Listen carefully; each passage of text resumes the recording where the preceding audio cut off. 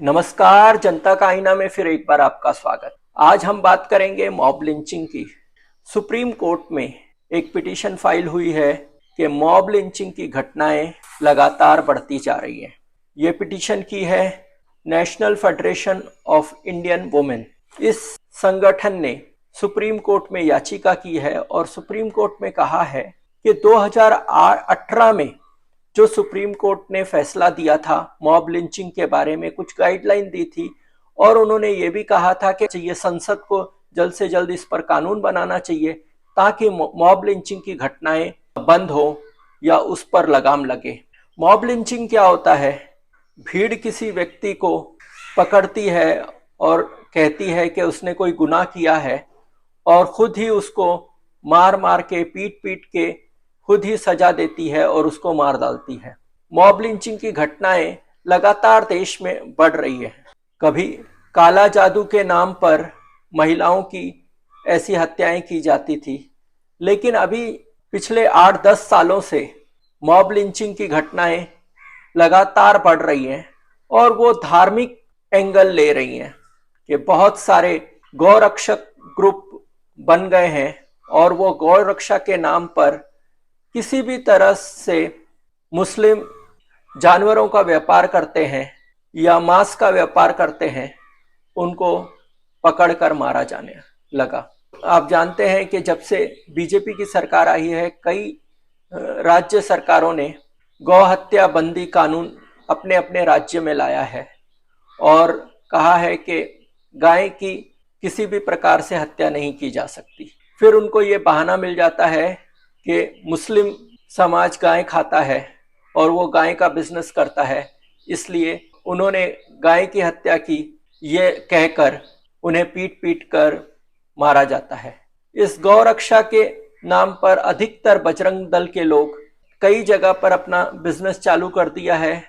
अगर ऐसे लोगों को हफ्ता नहीं देंगे तो वो गौ हत्या बंदी कानून का उल्लंघन करके खुद सजा देना शुरू कर देते हैं। अभी सुप्रीम कोर्ट ने 2018 में इसके बारे में एक आदेश पास किया और आदेश में साफ तौर पे कहा कि मॉब लिंचिंग बहुत हीनियस क्राइम है, बहुत ही सीरियस गुनाह है। किसी भी नागरिक को या किसी भी ग्रुप को न्याय के नाम पर किसी की हत्या करने का कोई अधिकार नहीं है और ऐसी हत्याओं को रोकना चाहिए। और जो लोग भी समाज में भड़काने का काम कर रहे हैं, नफरत फैलाने का काम कर रहे हैं, चाहे वो जाति के नाम पर हो, धर्म के नाम पर हो, अंधश्रद्धा के नाम पर हो, और जो किसी को भी उत्तेजन कर रहे हैं कि किसी की हत्या करें, ऐसे लोगों के खिलाफ तुरंत कार्रवाई होनी चाहिए। और जो लोग ये इस तरह की हत्याएं में जुड़े हैं, उनको अधिक से अधिक सजा देनी चाहिए। तो ये पूरा गाइडलाइन सुप्रीम कोर्ट ने दिया था और सुप्रीम कोर्ट ने सभी राज्य सरकारों को भी आदेश दिया था, लेकिन उसके बाद भी मॉब लिंचिंग, ये समूह द्वारा हत्याएं जो की जाती हैं, वो बंद नहीं हुई है और उल्टा बढ़ती जा रही हैं। तो अभी ये पिटीशन में 2 उदाहरण अभी के दिए हैं, जो बिहार में और महाराष्ट्र के नासिक जिले में जिस तरह से हत्याएं की गई, उसका उदाहरण उसमें दिया गया है। और इस पर जो सरकार कानून नहीं बना रही है या दूसरे कदम नहीं उठा रही है, उस पर वापस से फिर से आदेश देने का उन्होंने निवेदन कोर्ट से किया है। कोर्ट के तो कई आदेश हैं, लेकिन उसको मानने वाला कौन है? क्योंकि कोर्ट के आदेशों को लागू करने की जवाबदारी सरकार की है और इस सरकार की में जो पार्टियां हैं, जो बीजेपी है और आरएसएस है, उनकी तो ये पूरी नीति रही है कि वो डिवाइड करें, हिंदू मुस्लिम के बीच में नफरत पैदा करें, नफरत पैदा करने के बाद वोटों की राजनीति करें, हिंदू के नाम पर सबको इकट्ठा करें और इस तरह से प्रेजेंट करें कि मुसलमान उनके दुश्मन हैं, मुसलमान गौ हत्या करते हैं, मुसलमान नफरत फैलाते हैं, मुसलमान की जनसंख्या बढ़ रही है। ऐसे अलग अलग मुद्दे लेकर हिंदू और मुस्लिम में एक खाई का निर्माण करना, नफरत का फैलाना और उस नफरत को लोगों के मनों में बसाना, ये काम लगातार चल रहा है। जब सत्ताधारी की ये सोच हो कि किसी एक समाज को टारगेट करना है और जो नफरत फैलाने वाले लोग हैं वो सत्ताधारी पार्टी के ही हिस्से हैं, तो इसलिए सत्ता हमेशा उनको संरक्षण देती है। सत्ता ने एक तरह से ये खुली छूट दे दी है कि आप इस तरह का नफरत फैलाओ, आप इस तरह से हत्याएं करो, इस तरह से मॉब लिंचिंग करो और आपको कुछ होने वाला नहीं है, आपको पूरी सुरक्षा दी जाएगी। इतना तक किया गया कि जो सब्जी बेचने वाले मुस्लिम थे उनको चुन चुन कर उनको हटाया गया, उनके साथ लिंचिंग की गई, उनके साथ मारपीट की गई, उनको अपना काम करने नहीं दिया गया और ऐसे भी लगाया है कि हिंदू तो सिर्फ हिंदुओं से खरीदारी करेंगे। तो ऐसा नफरत लोगों के बीच में सिर्फ ये कोई एक घटना की बात नहीं है, ये पूरे समाज में जहर घोलने का काम लगातार ये एक विचारधारा कर रही है कि पूरे समाज के अंदर ही जहर पैदा कर दे तो उससे रोक पाना बहुत मुश्किल है। और वो रोकेगा भी कौन, क्योंकि पुलिस और पूरा एडमिनिस्ट्रेशन तो वो सत्ता के इशारों पर चलता है और सत्ता तो ये इस चीजों को बढ़ावा देती है, तो ये कम कैसे होगा। तो सुप्रीम कोर्ट के पास लोग जाते हैं, वो आदेश पास करता है और वो आदेश वैसे के वैसे धरे रह जाते हैं, उनको आदेशों को लागू करने वाला वहां पर कोई नहीं है।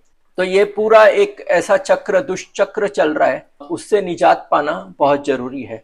संविधान ने तो सबको बराबरी का अधिकार दिया है, सबकी सुरक्षा का अधिकार दिया है, हर व्यक्ति के सम्मान की रक्षा का अधिकार दिया है, कानून के अनुसार सजा देने की बात की गई है, लेकिन इसको कोई भी सुनने वाला या मानने वाला अभी इस सत्ता में तो कोई बैठा नहीं है। इस तरह के हालात हैं। तो अभी जो पिटीशन आई है वो पिटीशन को पर नोटिस जारी किया है कोर्ट ने, हर एक राज्यों को और केंद्र सरकार को इसका जवाब देने के लिए कहा है। 2018 में जो भी कोर्ट ने गाइडलाइन बनाई थी उनका पालन हो रहा है या नहीं हो रहा है, अगर नहीं हो रहा है तो क्यों नहीं हो रहा है। क्योंकि जो कोर्ट ने गाइडलाइन दी थी कि हर एक डिस्ट्रिक्ट में एसपी लेवल का ऑफिसर जो हो वो नोडल ऑफिसर होना चाहिए, उसकी देखरेख में इंटेलिजेंस गैदर करना चाहिए कि कहाँ पर कौन दंगा भड़काने का काम कर रहा है, कौन जहर फैलाने का काम कर रहा है, कौन सोशल मीडिया पर एक्टिव होकर लोगों को भड़काने का काम कर रहा है, किस जिले में मॉब लिंचिंग की घटनाएं पहले हो चुकी हैं, कौन से जिले बहुत मॉब लिंचिंग के लिए सेंसिटिव है। ये सब जानकारी हासिल करने के बाद वहां पर ज्यादा सुरक्षा और वहां पर बहुत ज्यादा विजिलेंस किया जा सके। कौन से तत्व हैं जो इस तरह की हरकत करते रहते हैं और उनका काम ही यही है, तो उन पर नजर रखकर उन पर कार्रवाई करने का काम भी नोडल ऑफिसर का होता है। नोडल ऑफिसर ने देखना चाहिए, हर महीने इंटेलिजेंट की मीटिंग लेनी चाहिए और उस पर मॉनिटर करना चाहिए। तो ये सब ड्यूटी नोडल ऑफिसर को दी गई है जो कि एसपी रैंक का ऑफिसर है, लेकिन वैसे कुछ होता हुआ दिखाई नहीं देता है। जो अगर हत्याएं भी होती हैं तो उसका तुरंत एफआईआर रजिस्टर होना चाहिए, तुरंत नोडल ऑफिसर को इन्फॉर्म करना चाहिए। नोडल ऑफिसर ने देखना चाहिए कि इम्पार्शियल इन्वेस्टिगेशन होना चाहिए, विटनेस को सुरक्षा देनी चाहिए, विक्टिम को कंपनसेशन तुरंत देना चाहिए 30 दिन के अंदर, उसको साइकोलॉजिकल सपोर्ट देना चाहिए, मेंटल सपोर्ट देना चाहिए, ये भी लिखा हुआ है, लीगल एड भी देना चाहिए।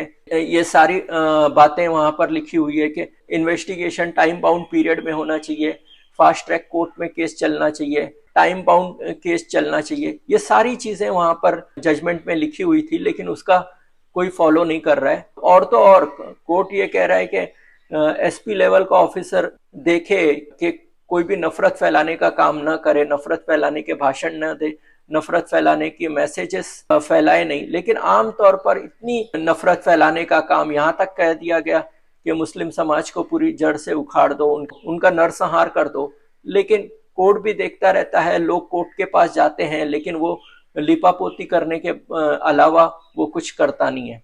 तो ऐसा हालत है, यह हालत को बदलना पड़ेगा। लोगों को खुद को सोचना पड़ेगा कि क्या हम हत्यारे बनना चाहते हैं, क्या हमारे बच्चों को हम हत्यारे बनाना चाहते हैं, और इस तरह से नफरत से क्या हम एक अच्छी जीवन जी सकते हैं, और क्या हमारे जीवन का उद्देश्य नफरत फैलाना ही रह गया है।